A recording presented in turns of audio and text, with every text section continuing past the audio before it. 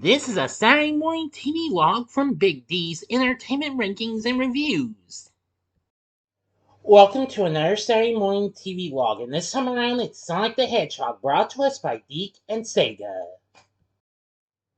Greetings, my fellow YouTubers. I'm Doyle, the Big D to you. This is Big D's Entertainment Rankings and Reviews. So this week's Saturday Morning TVLog is the other animated series with Sega's Speedy Blue mascot, Sonic the Hedgehog. Originally premiering on ABC on September 18th, 1993, I'm just a couple days early for its anniversary, just a few days after the comical Adventures of Sonic the Hedgehog premiered in syndication that same month. This one's kind of much more darker type story and what have you. Now, it was story edited by Len Jansen, who I'm familiar with that name, who worked on numerous tunes for Hanna-Barbera and Filmation. Deke, along with Sega of America, plus the Italian studio Retitalia, in association with Telecinco, co-produced it with them. Of course, they had recently worked with Deke before on other shows, including Wish Kid and Pro Stars.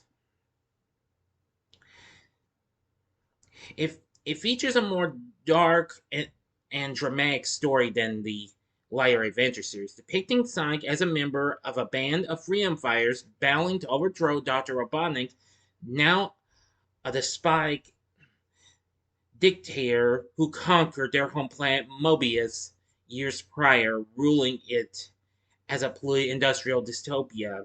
Now, to distinguish it from other Sonic media, the series is commonly referred to by fans as SatAM.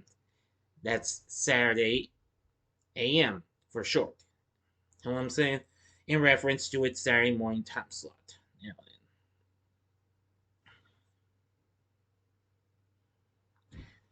Now, the series takes place on Mobius, a planet mostly populated by anthropomorphic animals. The Kingdom of Acorn, based within the metropolitan city of Mobotropolis, was at war when an unseen enemy, King Acorn, recruited a human scientist named Julian to build war machines to end the war with a victory. However, during peacetime, Julian and his nephew Snively launched a coup d'etat against the kingdom. The king is banished to another dimension called the Void, and most of the citizens are captured and permanently turned into robot slaves, or transformed to a machine called the Roboticizer.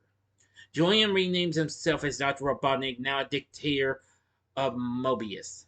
Mobotropolis is renamed Robotropolis, a polluted industrial cityscape.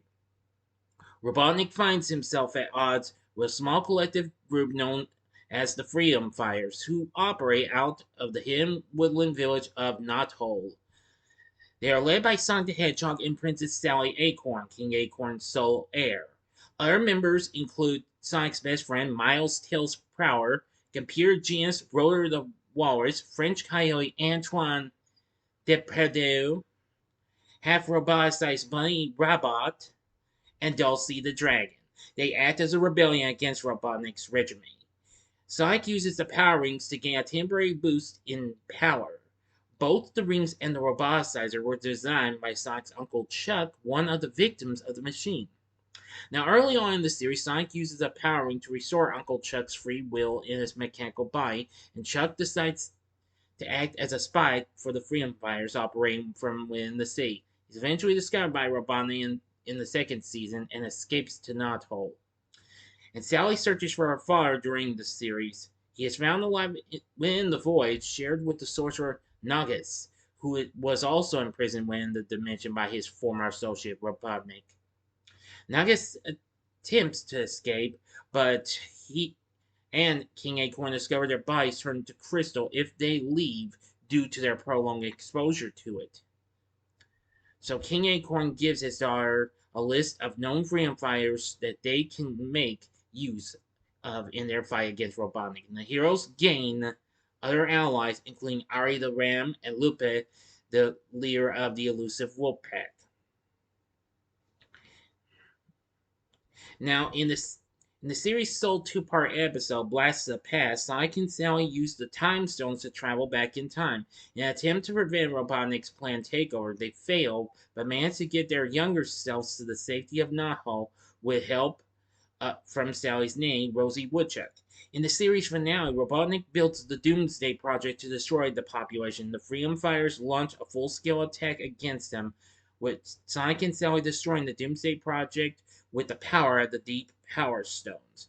Robotnik is caught in the destruction as utterly destroyed along with Doomsday, and the Freedom Fighters declare victory with a kiss between Sonic and Sally. In the final scene, Snively becomes the main antagonist, accompanied out of the remains of an elevator by an unseen ally with red eyes.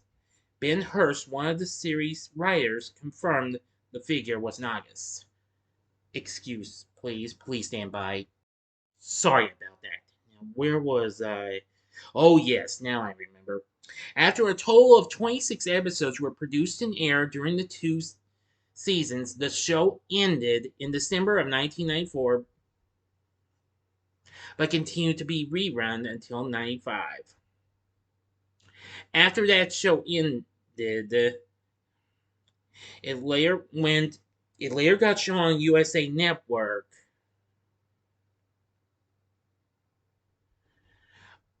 As part of their Edge Extreme Team block in 1997, in the summer of 97 until January 1998. Therefore, it aired a half a year.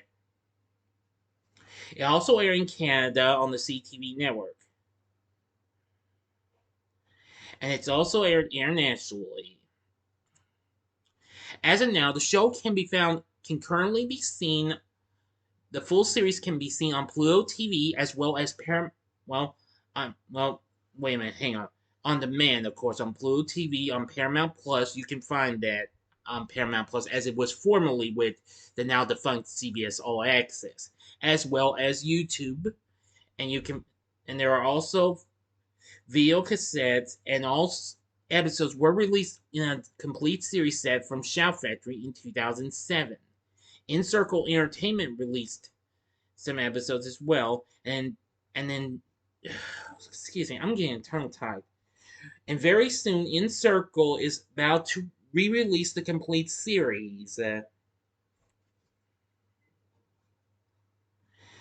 Now, even after it ended, now a third season was to go on, but despite the cancellation, and it, well, leave us hanging on by a thread. Despite this, a fan following has elevated the series to become a cult hit. However, it did inspire a long-running comic book series of the same name from Archie Comics. Anywho, I am just going to say it was really a pretty good series and what have you. Of course, I also know its theme song, "The Fastest Thing Alive." It's pretty good too. Well, unlike Adventures of Sonic the Hedgehog, this show did not use any of the music from the actual video games. However, the only thing that was used was the voice of Sonic himself, who was once again done by Jaleel White, who, of course, most people was already familiar with him playing a certain Steve Urkel on Family Matters, which, of course, was already a hit on ABC at the time. And most of the time, he'll call Robotnik at times, much more than he did in Adventures of Sonic the Hedgehog. Next, voicing Princess Sally is Kat Susi, who, of course, was already well known for voice acting on other shows like Captain Planet, where she voiced Linka, and she also voiced various characters on Tiny Toon Adventures and Gem, Dexter's Laboratory. Oh, believe me, the list goes on. Oh, yes, and also Phil and Lil on Rugrats.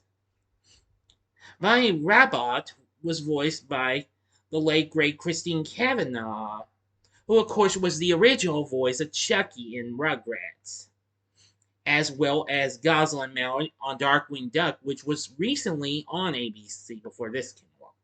Antoine is voiced by Rob Paulson, who, of course, most people know him best for for voicing Pinky and Yakko in the Animaniacs franchise, as well as Raphael in the original Ninja Turtles, and Haji in The New Adventures of Giant Quest and The Real Adventures of Giant Quest, and other series. Roller was voiced by Mark Ballou in the first season and Cam Brainerd in the second season. Tails is voiced by Bradley Pierce. Kat Susie also voiced the character Nicole, a portable computer that Sally uses to hack into Robotnik's technology.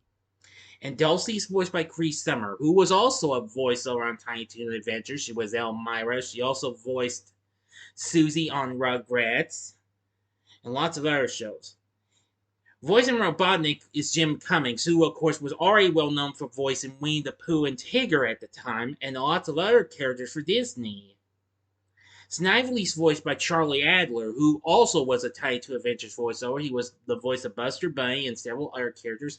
He recently voiced Hanna-Barbera's Take a Paddington Bear and also characters on Filmation's last series, Brave Star.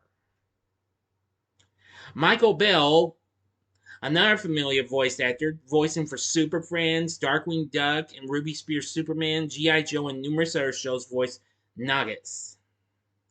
Anyway, and there's a host of others.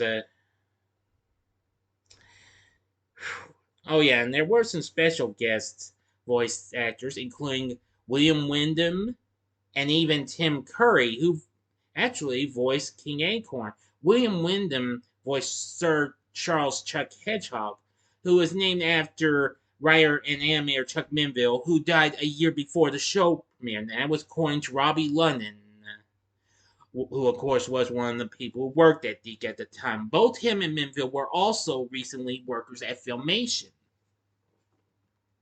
But anyway, Sonic the Hedgehog Saturday Morning series, it's pretty good, and I think it's pretty awesome, and I think you'll really like it if you give it a try. It may not be from the series, but this is kind of promotional art for the series, so this is what you'll see what the characters look like if you give this show a watch. So now, again, as I've said, that you can find the show on Pluto TV, Paramount Plus, and YouTube. And again, I've just seen that Encircle will be re-releasing the complete series next week. So if you don't have it, then look for it. So that's going to do it. So now you know about Sonic the Hedgehog Saturday Morning series. What did you think of it? Let me know in the comments section below. If you like this video, click the like button, subscribe, and be a part of the Big D Nation. And we'll have another video coming up soon. Don't know what it is, just stay tuned.